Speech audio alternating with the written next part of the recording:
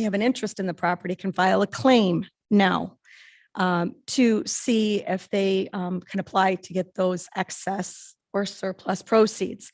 So 2021 was the first year that we did that. And I did provide the information with regard to that. So yes, you are correct, but the process is built so that the taxpayer, or we had an instance where there was a construction loan or a construction lien on one of the properties. And so the construction company filed a claim against the property because they were never paid.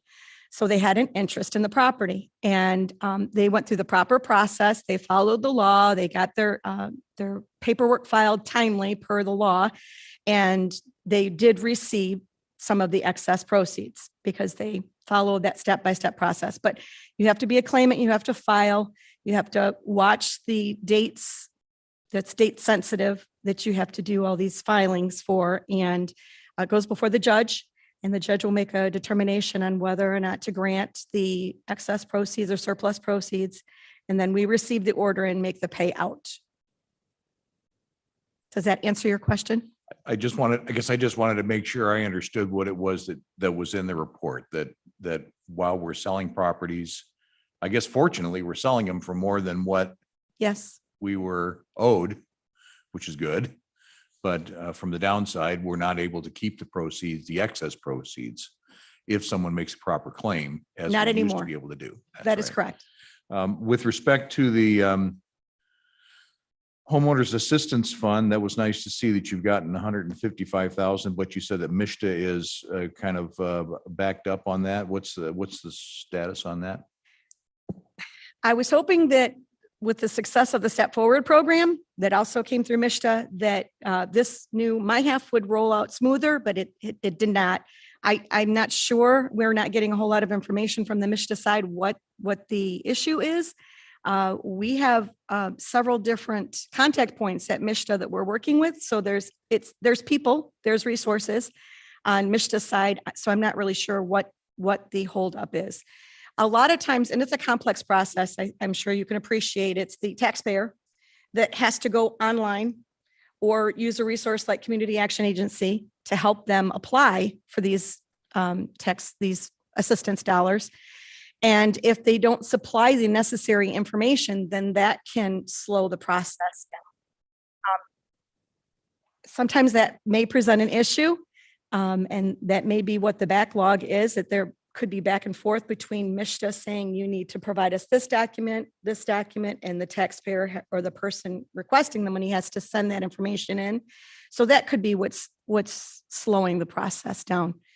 I'm just hoping that we can get the word out before February and March, so that if there are people who are impacted by COVID, specifically, because that's what these My Half dollars are. If you were unemployed or you were sick as a result of COVID, these monies are set aside to help with delinquent water bills, delinquent sewer bills, delinquent property taxes. So this program is more comprehensive than the Step Forward program was that we had for 10 years. But so we're just trying to get the word out to let people know that, if you were impacted by COVID, that this program is available.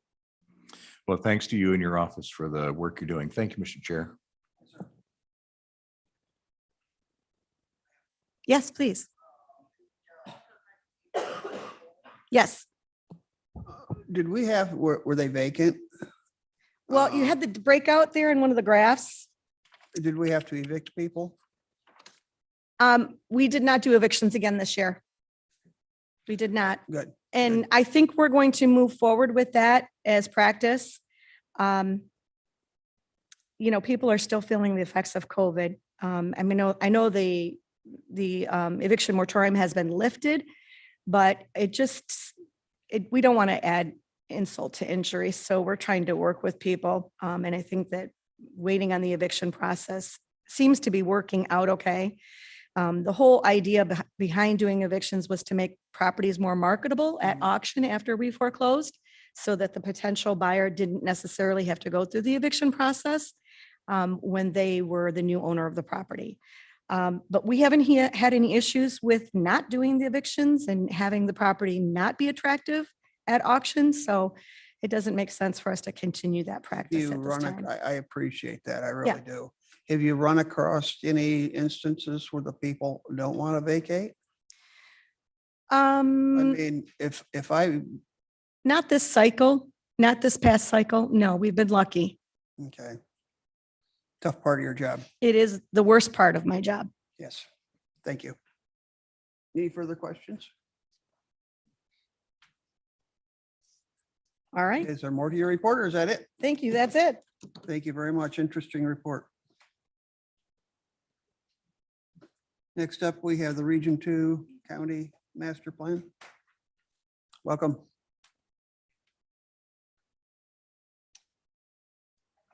Hello, I am Stephen Beasold, an associate planner for the Region 2 Planning Commission, and I'm here today to bring forward the 2022 edition of the Jackson County Master Plan for approval. It was approved at the Jackson County Planning Commission meeting on August 11th, and it has been in development for quite some time now. So I am here if you guys have any questions. Is this a once every 5-year plan, 10-year? Yes, it is. The vision for it is to look forward for 20 years, but it is kind of continually updated and new versions every 5 years. Okay. Questions?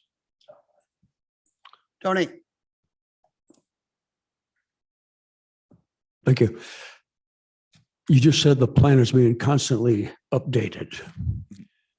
I like that. I want to know, how can I get involved in the update? What is the process for updating it? The process largely goes through the Jackson County Planning Commission as matters are brought forward with looking at the demographics and community outlook of these communities that it impacts. So when issues or rezonings are brought up, they go through the Planning Commission. So my first step would be to get before the Jackson County Planning Commission. Okay. I'll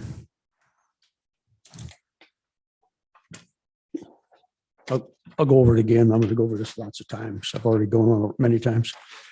I have a big problem with the plan. A non-motorized trails still puts a trail right through Keeley Park, right through the 4-H horse show arena. That plan is disastrous for our 4-H programs. Anybody on this Board of Commissioners that supports our 4-H, I would hope you would vote against this plan.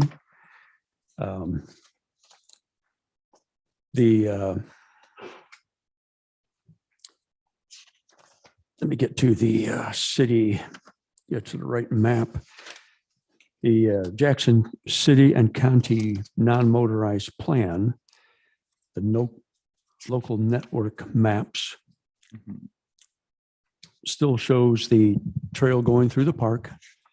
And it Excuse me, Tony, shows, what page are you on? pardon me? What page are you on?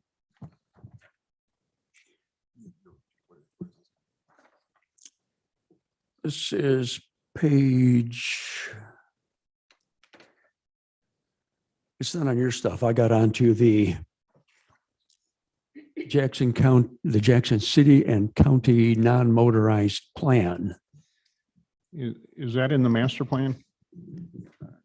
No. It's a part of it. I mean, what you're holding that you're referring to, I don't have. I'm just trying to see if I can find it in What he's referring to. the master Yeah, plan. It was not. If you go through the master plan, the same drawing is there.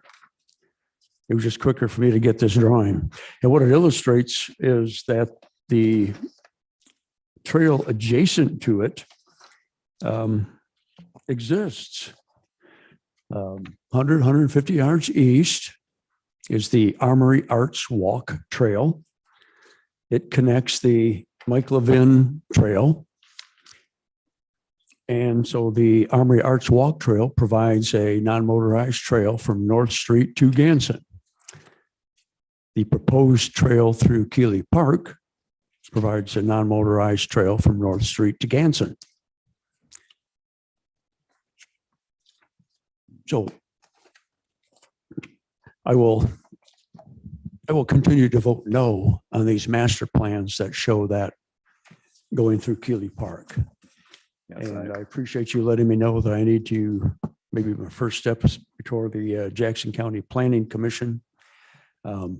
Anton had emailed me some stuff also on some other things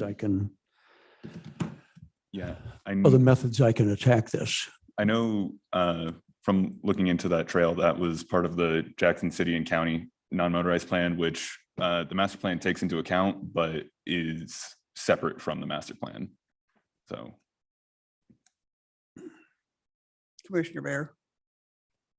We're kind of getting off in the weeds on this. Now, this master plan is a guideline, like a living document. I would suggest you go to their meeting on a Thursday night. Is it Thursday night, Corey? Thursday night and What meeting is that? There's no meeting this month, but it's the second Thursday of each month. the planning commission meeting. Go there, show them your concern and have them listen to you and see if they want to change it. Give them your logic and show them what you mean. We I know. can go through each and every one of these. It's what, 70 some pages long. I know everybody keeps telling me it's just a planning document, but planning documents get funded. Grants get obtained for completing the planning documents. And somebody gets the funding for this. We are losing our 4-H program. So I'm appealing to anybody that supports Our Jackson County speaker- 4-H. Our speaker said this is a side issue to the plan. It's separate. Yes, you keep telling me what I can do. I know what I can do. I'm asking you to get on board and help me. You, Phil, will you help me? Steve, will you help me? Earl, will you help me? Do you No, I care will about not, the- sir, because it's a planning document created by a board that met at the fairgrounds, which included the 4-H, which included EEH, which included all of these organizations. I appreciate the fact that you're opposed to a pathway, but I'm not opposed to the plan. I appreciate that. Thank you, Mr. Chair. Yes, sir. Commissioner Plesky. Thank you, Mr. Chair. I'll move the adoption of this and the recommendation to the full board, and then I have a couple of comments. Support. Motion by Plesky, support by Snell. Thank you, Mr. Chair. I just have a couple of observations for clarity, and actually it's with respect to the same map we were just looking at, the non-motorized trails, page 94 of the PDF. And being a little parochial, and I accuse others of being that from time to time, but I also from time to time am parochial. I would note that I think there's a trail that runs north now from Spring Arbor. It's been constructed, would just suggest perhaps that Region 2 take a look at that, see whether that shouldn't be added to the map. And then with respect to the potential extension of the Falling Waters Trail west of Concord, I see that it propose to kind of head west, I assume into Homer, but there have also been discussions with respect to that moving north from Concord to run into the White House Nature Center east of Albion. So simply a suggestion there that perhaps that could be looked at by your planners or update the map. I know the maps are not updated every year, but just observation there. And then moving to page 95, the school district map. I know there's an attempt there to have different colors for each of the school districts, but if I look there, it looks like Vandercook and Hanover, for example, are the same color. I don't think they're clearly they're different districts. I don't know that it's clearly delineated there in the map. So maybe have the map maker take a look at that for clarity. Absolutely. Those are all the comments I've got. Again, being somewhat parochial, and I apologize for that, Mr. Chair. Thank you.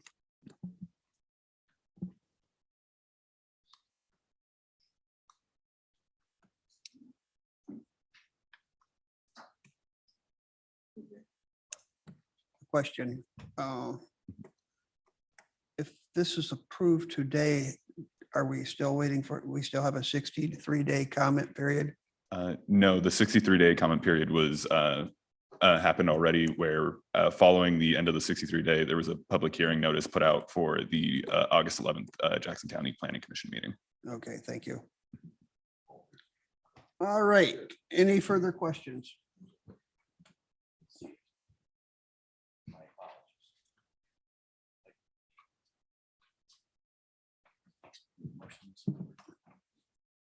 Okay, we have a motion on the table. We have a support. It's been supported. We'll proceed to vote. All in favor indicate by saying aye. Aye. Those opposed, the same. Passes. Thank Thank you you. for your work. I know Thank it's a you. lot of work. Appreciate it. We'll move on to finance, item D. Welcome, Cecilia. Good morning. So I am here to go over July's results for our 2022 budget. As you can see, our benchmark is 58.3%. Our expenditure total right now is at 55%. Our revenue totals at 34.4, where we compare that to a 3-year average of 31.4. So right now we are definitely below our benchmarks. We're in good, we do look good with our budget. I do just want to point out the amount that we'll be sending over to JDOT within the next couple of months is budgeted and our operating transfers out that $1 million. And if I had gone ahead and done a transfer in July, our expenditures would have been at 57%, which still would have been below our benchmark. So just want to point that out. Are there any questions that I can help answer regarding July?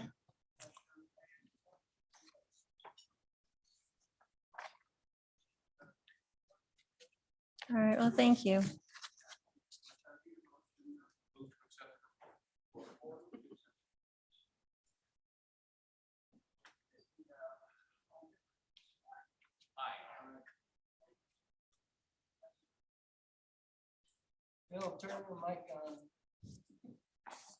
Thank you.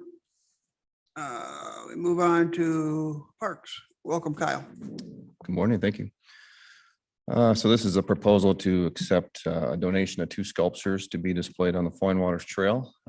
They've actually been on the trail since last fall on a temporary basis. And the local doctor, Dr. Lavery, that brought those to us last year, he proposed at the time to raise the funds to keep them on a long-term basis. So that's what this proposal is here. You all passed a policy last month that kind of addresses this. I think the crux of that was to make sure that we're accepting things that are appropriate and that it's covered financially. So this covers all those bases.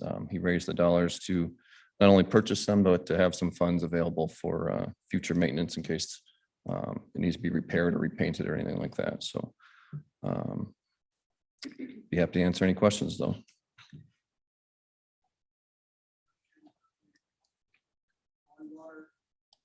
Questions on the Falling Water Trail sculpture donations? Commissioner Pulaski. Mr. Chair, I'll move the adoption of the staff recommendation. Support. We have a motion by Pulaski, support by Snell. All in favor indicate by saying aye. Aye. Those opposed, the same. Passes unanimously. And of course, it's going to be followed up with a letter of appreciation to Definitely. the donor. Thank you. Thank you. Move to item F, facilities, Verenergy investment grade energy audit. Welcome, Rick. Good morning, Mr. Chair, Commissioners. You have in front of you a request to send on to the board a letter of intent from Verenergy to perform an investment grade energy audit for county facilities. A little bit of background on this. With the event of ARPA money being specifically specified to be used for heating, ventilation, ventilation and air conditioning. We asked Verenergy to take a look at our buildings so we could develop a master plan and ensure that the money we're sending or spending will meet that criteria. But along with this, and what caught my attention first was with the landfill of using a wastewater treatment plant there powered by solar panels to deal with the leachate that's produced there. Currently, we have to truck it over to Detroit at about $1,500 a crack. And depending on the weather conditions of that week, we may have to do 2 or 3 trips, or maybe just 1. So Verigy put together a plan to install a wastewater treatment plant there that will allow us to basically pay for it by not having to truck the leachate to Detroit. So I really recommend that we go in this direction. I also have the folks from Verigy with me today to answer any questions that commissioners may have after the presentation done at the study session.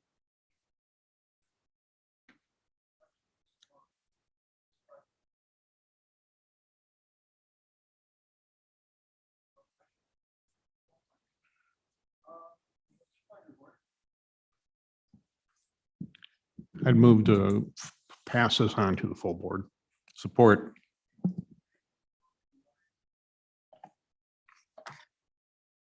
Motion by Snell, support by Pulaski.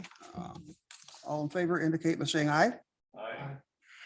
Those opposed, the same. Passes unanimously. Thank you, commissioners. Thank you, sir. We have another topic now. Item G, request for new service vendor contract. Thank you, Mr. Chair. I ask for your indulgence to have Nikki Drake present this report. Welcome, Good Nikki. morning. So I am asking for a 1-year contract with a 4-year renewal afterwards for Republic Service. Okay. Question, Mr. Administrator. Yes. I don't have a dog in the fight no more, but I don't have an interest in it at all either. Would you like me to recuse myself or? Okay, One, it's not up to me, but I see no need for that. yes. okay. Just want to be clear. Okay, everybody sees the pricing. Do we have a question? Commissioner Pulaski. Thanks, Mr. Chair. I'll move the adoption of the staff recommendation, and then I do have a question or an observation. I'll support that. You have motion by Pulaski, support by Snell. Thank you. I see it's Republic, and I see that one of the local firms was approached and didn't really want to do the work. So but it's good to know that the local folks weren't really interested. Yeah. Thank you. That's all I have, Mr. Chair. I see low bidder. I see local. In my experience in the industry, low bidder is sometimes not the most efficient, in my opinion, but there's a big gap. So I'll leave it up to my committee to make a recommendation.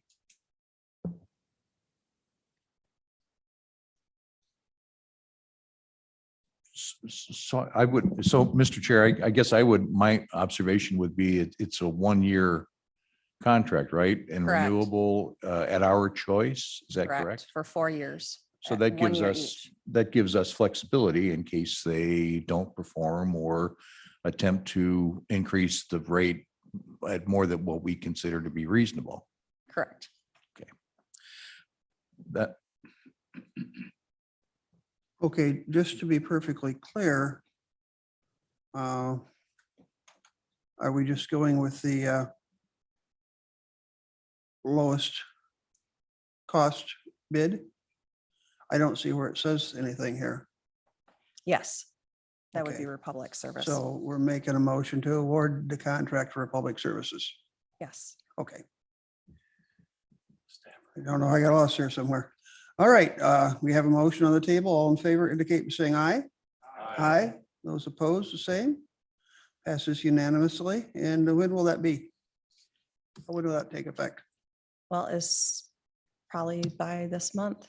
I mean, it'll be up to Republic on when Okay. they can get that. We're not waiting till the end of Those- the year.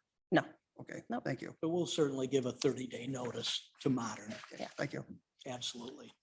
Thank you, sir. all right. Thank you. Thank you, Nikki. Moving on, do we have Human Services? We need okay, some insurance coverages. Yes, Good sir. Morning, Michael. Thank you. Good morning, Commissioners. Today, I bring before you a request for the full board to pass along for the appointment of the Hartford Insurance Company as our insurance AD&D provider, and then Mutual of Omaha for a disability coverage provider. We did conduct an RFP. We had 5 vendors that put in bids for both processes. The Hartford was the lowest for the AD&D insurance. They were $4,550 under the current quote. And then Mutual of Omaha is an increase of $28,319, but they are the lowest bidder. And that is our recommendation from the Human Resource Department. I'd be happy to answer any questions. Commissioner Snell. Yeah, how long are these contracts for? Just 1 year. Just 1 year? Correct. Okay. Okay, I need a motion, support. I'll move this. Motion by Snell, supported by, was it you, Earl? Yes. Supported by Pulaski. All in favor indicate by saying aye. Aye. Those opposed, the same. Passes unanimous. Thank you, Michael. Thank you. Move on to item 4I, Administrator Controller Annual Fee Review. Anything you want to say on this? Well, I would just reiterate that this is something that we look at annually. We believe that it's important that the board have available all of the fees, whether they go up, down, or don't change at all. At least you have opportunity to see them, and they're also obviously available for the public as well. Deborah, do you have anything you want to add? My only addition to that is that there were significant changes this year in several areas. Medical examiner's office, the parks had some changes, as well as JDOT and the health department. So there were several changes this year. I thought they were, I frankly expected more increases across the board because everything is going up, including labor. Okay, any questions on this board? If not, I need a motion support to send this to the full board. I'll move to recommend the adoption of this by the full board. Support. Okay, moved by Snell, supported by Alexander. All in favor indicate by saying aye. Aye. Those opposed, the same. Passes unanimously. Moving on to item 5, the claims. Need a motion support to pay the claims. Okay, we have a motion and support. All in favor indicate by saying aye. Aye. Make sure you sign them. The claims, other minutes, there are no other minutes. Reporting schedule for October, Finance, Register of Deeds, and Conservation District. Be coming up, as well as others, I'm sure. We'll move on to item 6, a return to public comment.